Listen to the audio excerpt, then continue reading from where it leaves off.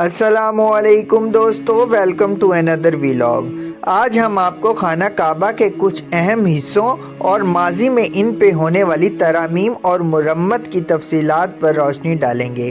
खाना काबा का एक एक जुज़ मुक़द्दस और बाबरकत है, मगर इसके कुछ मुकामात अपनी ख़ास पहचान रखते हैं। मालूमात और मीडिया के इस दौर में भी अभी भी बहुत से लोग ऐसे हैं जो खाना काबा के इन मुकामात के बारे में ज़्यादातर तफसील से नहीं जानते। हम आपको आज की वीडियो में खाना काबा के इन मुक़द्दस मुकामात की तफसील बताने के साथ साथ एक और मुकाम के बारे में भी बताएंगे कि बाबे काबा के दाएं जानिब संगे मरमर के 8 मुख्तलिफ जिसामत के टुकड़े क्यों नस्ब हैं। इस बारे में कम लोग ही जानते हैं। और आखिर क्या वजह है कि बाबे काबा के नीचे जहां तमाम टाइल सफ़ेद रंग के संगे मरमर के लगे हुए हैं, तो ये 8 टाइल भूरे रंग के क्यों लगे हुए हैं। इन सब सवालों के जवाब और तफसील जानने से पहले आपसे गुजारिश है कि चैनल को सब्सक्राइब कर लें। खाना काबा के ज़ेरी हिस्से में ज़मीन से मुंसलिक संगे मरमर की इस पट्टी को शाज़रवान कहा जाता है, जो खाना काबा के हिज्र इस्माइल के सिवा खाना काबा के तीनों सिमत में एक ही अंदाज में बना हुआ है। सऊदी मुबल्लिग अल हाशमी का कहना है कि शाज़रवान गैर अरब इस्तिलाह है। सबसे पहले शाज़रवान अब्दुल्ला बिन ज़ुबैर रज़ी अल्लाह ताला अन्हा ने बनाई। इसका मकसद काबे की दीवारों को पानी लगने से कमज़ोर होने से बचाना था और गिलाफ़े काबा को ज़ायरीन से तहफ़्फ़ुज़ फराहम करना था। दोस्तों, बाबे काबा के दाईं जानिब संगे मरमर के 8 टाइल जो मुख्तलिफ साइज़ के हैं, इनका रंग भूरे जर्दी माइल है। इनका नाम मैरी स्टोन के नाम से भी जाने जाते हैं और कहा जाता है ये टुकड़े बाबे काबा के पहलू में तकरीबन 800 साल से ज़्यादा अरसे से नस्ब हैं। हरमैन शरीफैन के अंवार के मुहक्किक मुहिउद्दीन अल हाशमी ने बात करते हुए संगे मरमर के इन मुनफरिद टुकड़ों की तारीख पर कहा कि संगे मरमर के ये टुकड़े अब्बासी खलीफा अबू जाफ़र मंसूर ने मस्जिद अल हराम के लिए हदिया किए थे। उन्होंने ये पत्थर सहने मताफ की मुरम्मत के वक्त 631 हिजरी में दिए थे। संगे मरमर के नीले रंग के पत्थर पर इसकी तारीख दर्ज है। अल हाशमी ने कहा कि बाबे काबा से मुंसलिक ये संगे मरमर के टुकड़ों पर मुख्तलिफ किस्म के नक्शो निगार और फूल बूटे बनाए गए हैं। हुजम में ये टुकड़े बराबर नहीं हैं। तारीखी रिवायात के मुताबिक यहाँ पर जिब्राइल अलैहिस्सलाम ने नबूवत के बाद पहली बार नबी अकरम सल्लल्लाहु अलैहि वसल्लम को वज़ू और नमाज सिखाई थी। सन 1200 हिजरी से लेकर सन 1377 हिजरी तक ये पत्थर चोरी रहे। मौजन की जगह चूँकि काफ़ी तंग है और वहाँ पर एक वक्त में एक ही शख्स खड़ा होकर नमाज अदा कर सकता है, इसलिए वहाँ से ये पत्थर हटाकर शाज़रवान में बाबे काबा के पहलू में लगा दिए गए थे। कुछ और तारीखी रिवायात का सहारा लेकर इस जगह को गूंदने की जगह भी कहा जाता है, क्योंकि हज़रत इब्राहिम अलैहिस्सलाम ने काबा की दीवारें उठाते हुए इनका मसाला इसी जगह गूंदा था। चुनाचा खलीफा अबू जाफ़र मंसूर के दौर में 8 टुकड़ियों को बाबे काबा के दाएं जानिब नस्ब किया गया था, जो कि एक खुश्क जगह है। इसके नीचे नीले रंग की टाइल पर 631 हिजरी यानी आज से 800 साल पहले की तारीख दर्ज की गई है।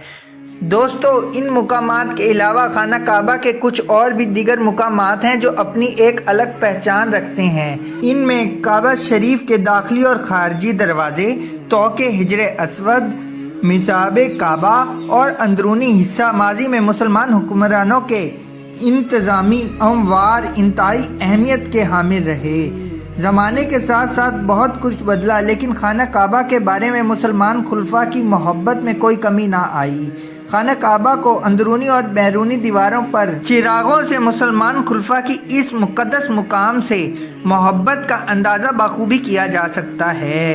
अब भी खाना काबा के अंदर तांबे, लोहे, चांदी और शीशे की बनी हुई 100 ऐसी कंदीलें मौजूद हैं। इनमें से कुछ पर अब्बासी खलीफा अबू जाफ़र मंसूर का नाम कुनिंदा है। इससे पता चलता है कि ये कंदीलें अब्बासी दौर में लगाई गई थीं। باب کعبہ بیت اللہ کے اہم تاریخی رازوں میں سے ایک ہے۔ آج تک ان گنت بار باب کعبہ کو مختلف انداز میں ڈیزائن کیا گیا ہے۔ جب حضرت ابراہیم علیہ السلام نے خانہ کعبہ تعمیر کیا تھا، اس وقت اس کا کوئی دروازہ نہیں تھا، بلکہ خانہ کعبہ کی مشرقی اور مغربی سمت سے داخل ہونے کے لیے دو راستے تھے جو کھلے رہتے تھے۔ کئی سال تک خانہ کعبہ دروازے کے بغیر رہا، یہاں تک کہ بادشاہ طبع کے دور میں پہلی بار خانہ کعبہ کے دروازے بنائے گئے، چابی اور غلاف پہنایا گیا۔ قریش مکہ نے آتش زدگی اور سیلاب سے متاثر ہونے کے بعد خانہ کعبہ کو دوبارہ مرمت کیا اور مغربی دروازہ بند کر دیا اور مشرقی دروازے کو کھلا رکھا۔ اس کے بعد آج تک دو پٹوں پر مشتمل 2 ہاتھ لمبا دروازہ خانہ کعبہ کی زینت ہے۔ اہم باب کعبہ کی شکلیں تبدیل ہوتی رہیں۔ عباسی خلیفہ نے 551 ہجری میں باب کعبہ بنایا۔ اس کے بعد یمنی خلیفہ مظفر نے 659 ہجری میں چاندی سے تیار کردہ دروازہ عطیہ کیا۔ اس کے کچھ عرصے بعد شاہ ناصر حسین نے 761 ہجری میں ساگوان کی لکڑی سے دروازہ تیار کیا اور اس کے بعد ترک خلیفہ سلمان القانونی نے لکڑی کا دروازہ تیار کروایا اور اس پر سونے اور چاندی کی کلا کاری کروائی گئی اور آیت کریمہ بھی تحریر کروائی گئی۔ سن 1045 ہجری میں سلطان مراد کے دور میں خانہ کعبہ کی تعمیر نو کی گئی۔ اس دور میں نیا باب کعبہ نصب کیا گیا۔ یہ دروازہ بھی سونے اور چاندی سے تیار کیا گیا تھا۔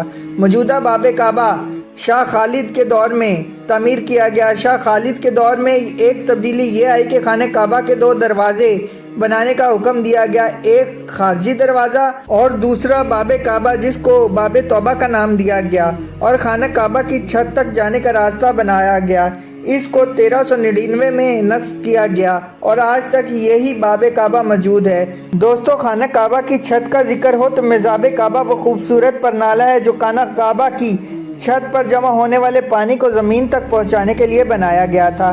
سب سے پہلے میزاب کعبہ قریش نے بنوایا جب انہوں نے خانہ کعبہ کی ازسر نو تعمیر کی تھی۔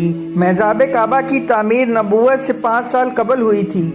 آپ صلی اللہ علیہ وآلہ وسلم نے بھی اس کی تیاری میں حصہ لیا۔ قریش کے دور کے بعد اب تک میزاب کعبہ 12 مرتبہ نئے سرے سے بنایا گیا ہے۔ آل سعود کے دور میں شاہ فہد بن عبدالعزیز نے 24 سینٹی میٹر دہانے کا میزاب 1417 ہجری میں تیار کروایا اور نصب کروایا۔ یہ آج تک موجود ہے اور اسی میزاب کو میزاب کعبہ، میزاب رحمت یا پرنالہ رحمت بھی کہا جاتا ہے۔ دوستو، خانہ کعبہ میں نصب حجر اسود کے گرد ہالہ صدیوں قبل خالص چاندی سے تیار کروایا گیا تھا۔ سب سے پہلے حجر اسود کا ہالہ یعنی کور عبداللہ بن زبیر نے 64 ہجری میں بنوایا تھا۔ ہالہ اس لیے بنوایا گیا تھا کہ تاکہ حجر اسود کو کسی قسم کے نقصان سے بچایا جا سکے اور اس کی خوبصورتی میں بھی اضافہ ہو سکے۔ عباسی خلیفہ ہارون الرشید نے 179 ہجری میں ہالے کو خراب ہونے کی وجہ سے نیا ہالہ تعمیر کروایا۔ عثمانی خلیفہ سلطان عبد المجید نے 1268 ہجری میں نیا ہالہ حجر اسود بنوایا۔ یہ ہالہ خالص سونے سے تیار کروایا گیا تھا اور اس پر آیت الکرسی نصب کی گئی تھی۔ شاہ عبد العزیز نے اپنے دور میں 1366 ہجری میں خانہ کعبہ میں کئی ترامیم کی جن میں ہالہ حجر اسود کی تبدیلی بھی شامل ہے۔ شاہ عبد العزیز کے دور میں تیار کردہ ہالہ حجر اسود 1375 بعد نماز مغرب نصب کیا گیا۔ البتہ شاہ فہد نے 1422 ہجری میں اس میں معمولی ترامیم کروائی تھیں مگر حجر اسود کا ہالہ کو تبدیل نہیں کیا تھا۔ اور دوستو، خانہ کعبہ کا ذکر غلاف کعبہ کے بغیر نامکمل ہے۔ غلاف کعبہ کی تیاری مسلمان خلفاء کی اولین ترجیحات اور دلچسپیوں میں شامل رہیں۔ سب سے پہلا غلاف کعبہ تبو یمانی بادشاہ کے دور میں تیار کروایا گیا اور چاند گرہن کے موقع پر اس کو خانہ کعبہ کی زینت بنایا گیا۔ فتح مکہ کے بعد سن 8 ہجری کو نبی اکرم صلی اللہ علیہ وآلہ وسلم نے یمنی کپڑے سے غلاف کعبہ تیار کروایا۔ اموی دور حکومت میں غلاف کعبہ سال میں 2 دفعہ تبدیل کیا جاتا رہا، ایک بار 10 محرم کو اور دوسری بار ماہ سیام کے آخر میں۔ عباسی خلیفہ کے دور میں غلاف کعبہ پر خلفاء کا نام لکھنے کی روایت پڑی۔ عثمانی دور خلافت میں غلاف کعبہ مصر میں تیار کروانے کے بعد سرزمین حجاز روانہ کیا جاتا تھا اور غلاف کی تیاری کے بعد اس کی حجاز روانگی سے قبل مصر اور حجاز میں جشن منایا جاتا تھا۔ 1345 ہجری تک مصر میں غلاف کعبہ تیار ہوتا رہا، مگر اس کے بعد مصری حکومت نے غلاف کعبہ کی تیاری بند کر دی۔ چنانچہ شاہ عبدالعزیز نے چند دن کے اندر نیا غلاف کعبہ تیار کروانے کے بعد اس کو کعبہ کی زینت بنایا۔ پرانے زمانے میں غلاف کعبہ ریشمی کپڑے سے ہاتھ سے تیار کیا جاتا تھا، مگر اب سعودی عرب کی حکومت نے غلاف کعبہ کی تیاری کے لیے ایک باضابطہ کارخانہ قائم کیا ہوا ہے، جس میں سال بھر بہترین ماہر اعلیٰ معیار کے کپڑے سے غلاف کعبہ تیار کرتے ہیں۔ سونے اور چاندی سے اس پر آیات لکھنے کے بعد تیاری مکمل ہونے کے بعد اس کو کعبے کی زینت بنا دیا جاتا ہے۔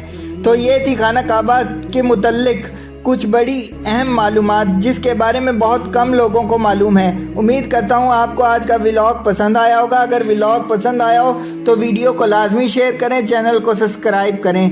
پھر کسی اور دن کسی اور ویڈیو کے ساتھ ملتے ہیں، تب تک اجازت دیجیے۔ اللہ حافظ۔